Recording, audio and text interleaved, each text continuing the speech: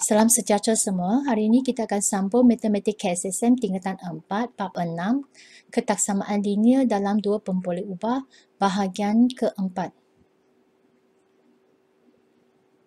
Kita lihat SP 6.2.3 menentukan dan menorek rantau yang memuaskan satu sistem ketaksamaan linear. Contoh 10, buku teks anda muka surat 169. Lorekkan rantau yang memuaskan ketaksamaan linear yang diberikan A, Y kurang ataupun sama dengan X tambah 3 dan X kurang daripada 2. Garis Y sama dengan X campur 3 dan X sama dengan 2 telah dilukis pada rajah. So, di sini kita lihat ketaksamaan yang pertama, Y adalah kurang ataupun sama dengan X tambah 3. Jadi, rantau bawah garis Y sama dengan X tambah 3 akan ditandakan dengan anak panah. Untuk X kurang daripada 2, jadi rantau yang lebih kecil adalah rantau sebelah kiri X sama dengan 2 dan ditandakan dengan anak panah. So, kawasan itu dilorek dan itu merupakan rantau yang memuaskan ketaksamaan linear Y kurang daripada atau sama dengan X tambah 3 dan X kurang daripada 2. Soalan B, kita ada Y lebih besar daripada atau sama dengan negatif X, Y kurang daripada 3 dan Y lebih besar atau sama dengan 0. So, dalam rajah, garis Y sama dengan negatif X dan garis Y sama dengan 3 telah dilukis dan Y sama dengan 0 merupakan paksi X. So, kita lihat ketaksamaan pertama, Y lebih besar atau sama dengan negatif X. Rantau lebih besar adalah rantau atas garis Y sama dengan negatif X ditandakan dengan anak panah. Y kurang daripada 3 adalah rantau di bawah garis Y sama dengan 3 dan ditandakan dengan anak panah. Y lebih besar atau sama dengan 0 merupakan rantau atas paksi X dan ditandakan dengan anak panah. So, di sini rantau yang mempunyai ketiga-tiga anak panah akan dilorek dan ia merupakan rantau yang memuaskan ketiga-tiga ketaksamaan linear yang diberikan. So, sekarang lihat SP 6.2.4 menyelesaikan masalah yang melibatkan sistem ketaksamaan linear dalam dua pemboleh ubah. Buku teks anda muka surat 167. So, contoh 12, nyatakan tiga ketaksamaan yang mentakrifkan rantau pelorek dalam setiap rajah yang berikut. So, rajah telah diberi seperti yang ditunjukkan. Garis X tambah Y sama dengan 8 telah dilukis dan rantau telah dilorek. Jadi, mari kita tengok penyelesaiannya.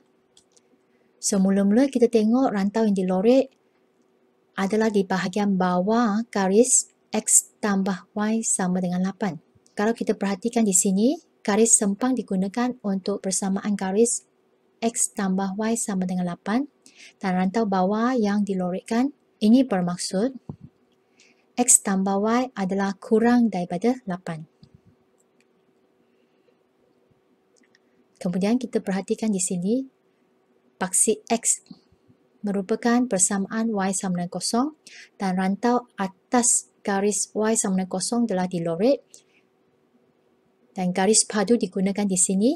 Jadi ini bermaksud ketaksamaan yang terlibat di sini adalah Y lebih besar ataupun sama dengan 0. Okey, mari kita perhatikan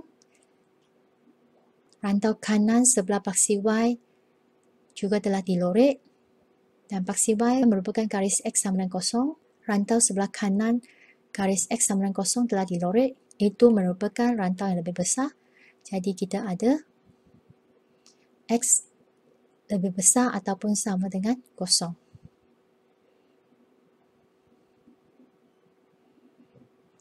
Okey, soalan B. Dalam rajah ditunjukkan garis Y campur 2X sama dengan negatif 4 dan garis Y sama dengan negatif 2. Kita lihat rantau yang dilorek itu. So, yang pertama kita lihat garis Y sama dengan negatif 2. Rantau bawah telah dilorek dan garis sempang digunakan di sini. Ini bermaksud ketaksamaan yang terlibat di sini adalah Y kurang daripada negatif 2. Dan satu lagi kita lihat yang kedua, kita ada persamaan garis Y campur 2X sama dengan negatif 4 garis padu digunakan di sini dan rantau atas garis telah dilorek. Jadi ini bermaksud ketaksamaan yang terlibat di sini adalah y tambah 2x lebih besar ataupun sama dengan negatif 4.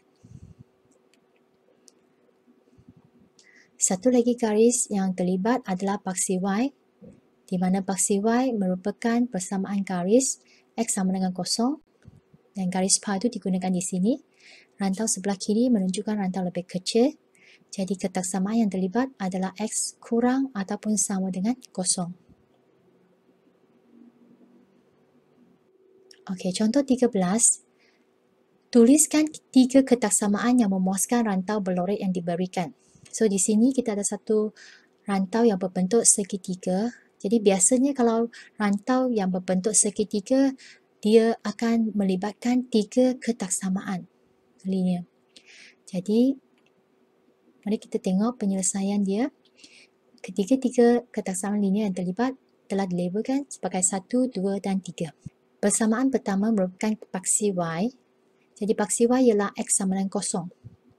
Jadi rantau sebelah kanan paksi y yang dilorekkan.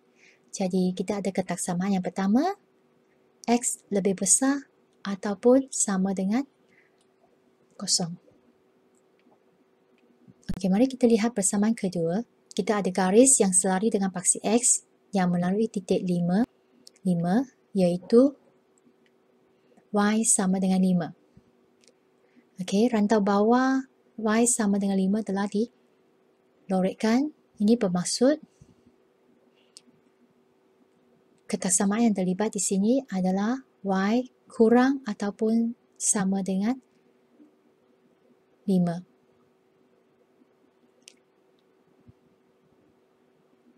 Dan kita lihat persamaan ketiga. Ya, persamaan ketiga di sini. Mula-mula kita carikan persamaan garis lurus ini. So, kita carikan kecerunan dia. M sama dengan 5 tolak 0. Bahagi dengan 5 tolak 0. Kita dapat kecerunan dia 1. So, pintasan di sini adalah 0. Persamaannya ialah y sama dengan x. Dan kalau kita lihat garis padu dilukis di sini. Dan rantau atas dilorek. Jadi, ketaksamaan yang terlibat di sini adalah y lebih besar ataupun sama dengan x.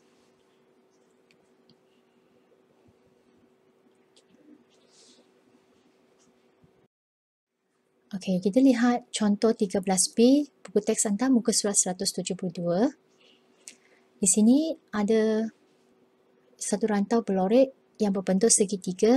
Ini menunjukkan ada 3 ketaksamaan yang terlibat.